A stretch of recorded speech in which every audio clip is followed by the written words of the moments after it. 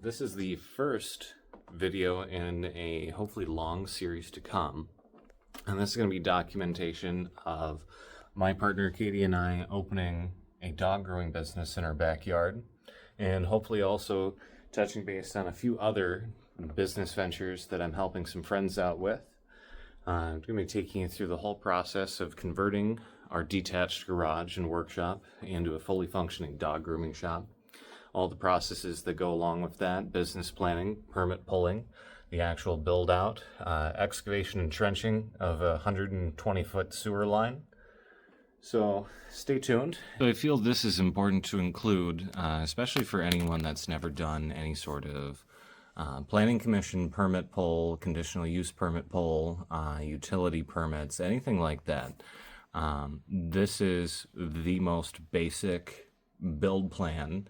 Baseline, none of this is official, dimensions are not correct. This is literally just a mock-up, but this is what I submitted to the Planning Commission here in our small town of 800 people. And this is made, simply put, in Microsoft Paint. It's actually something I used to do back in high school when I compete in science fair. If I needed to make a cutaway or if I needed to make a schematic or a blueprint for something that I had designed and I had actually built in real life, I just did it in Microsoft Paint. Prior to the days of Canva or anything else that might make it a little bit simpler and without access to Photoshop or anything of substance, best we could garner was Microsoft Paint or GIMP if we were lucky. Just kind of want to use this as a example of how we're going about the planning, and I'll show you kind of some revisions that have happened since we pulled that conditional use permit until now. As I showed you in the garage, we're actually going to be putting in a wall here and then cutting into the concrete down below, which will allow the sewer line to actually go straight out at an angle, drop down to 4 feet, pop out the side of the garage, and then that's when we'll be trenching all the way from 4 feet at this end, 103 feet over to the garage, from the garage to the house, and then that's going to have a 2% slope drop. And then as soon as it gets to the bottom end of what our excavator is going to be able to do, which is about 6 feet, that's where we're going to have a lift station, which we'll disguise as kind of a well, an old school bucket well. It'll look kind of pretty and won't affect the aesthetics of our property. But then that lift station is going to push the gray water and black water up into the house. And we might even need a smaller relay lift station to get it over to the west side of the house where the sewer line is in the interior. But by doing it this way, it allows this space to be heated the entire time. And then that's going to prevent any issues with this being above the frost line, because this will be heated above. So then once it exits here, it's below the frost line and can't freeze out, and the lift station takes care of the rest at the bottom of the slope.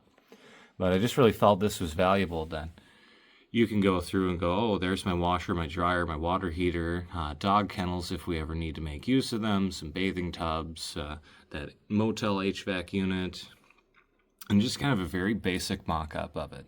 But this is what's being used as the basis for the actual build plan. For the sewer line, it needs some major modifications, but this is what will be submitted and approved, and it should be pretty short order to get that done. I'm just going to take you on a quick little before tour of our detached outbuilding. Currently about a 3 or 4 car garage, depending on what you drive. We're going to be putting in a wall right about here at this post. I'm just going to run all the way to the other side and to section this off. It generally leaves us about 700 to 800 square feet in the back portion here, which is currently storage. Just got to move a bunch of stuff out of there. And then we move into the actual kind of workshop space. I'll give you a good exterior view of this at some point. You can see the lakefront out there and our house, and it gives a little perspective of what this all looked like. And this is a sliding door. It's a little janky right now that I'm going to have to modify a little bit. And that's a former chute that used to drop down feed for when this was essentially a chicken coop. There's one of the doors that goes to the rear kind of pole storage. And so we come around here. dead center on this window, be running a kind of waist height half wall right here. And that's going to create a nice little separation from the front entry to where the dog grooming will actually take place. Be a check-in desk in this corner here. Back up quite a bit. We'll have one dog grooming table here, and one closer to these windows here. Eventually, running across this top side, and there'll be some windows, since on the other side of this wall is that pole storage that goes up to about chest height. So get a little bit more light in here. Of course, modify that sliding door so it's a little prettier. All of this exposed wood is going to get cedar paneling, just kind of tongue and groove grid locking paneling. Replace or replate all these windows, hopefully replace them so that they don't end up just getting covered in condensation. Cutting out a section here so we can put in a dual heating and cooling HVAC unit, kind of similar to what you see in a motel. Ceiling wise, probably do a tin or copper drop ceiling, kind of a coffered look. Come back into here. It's a little dark and difficult to see, but this will double our space in the back of house. Well, it's kind of hard to give that perspective while it's full of stuff and before any of the walls are up. Then towards the back end here is where the actual bathing tub is going to be. Hot water heater either in this corner or along this back wall. There'll be a washer and dryer just to get all of our towels clean. And kind of moving on to the main element here. Going to be taking a walk-behind concrete saw and then run all the way through about 20 feet over this end. And that's what's going to allow us to get our immediate 4-foot drop to get below the frost line before it goes outside the outbuilding here. That way, sewer line, water line, and a few other utility connections will be below the frost line. We won't have any freeze-out issues. Take you outside, even though it's snowing. My lens might get a little bit dirty here. And here's what that outbuilding looks like from the outside. It's very cute. It's very pretty. But from exterior, sewer line will run out to about here, and then it'll have to make the run a total of about 103 feet until it can hit a 90 degree and go to the house. And that's where a lift station will be, and that'll push all the gray water and the occasional black water up into the house and into the sewer line.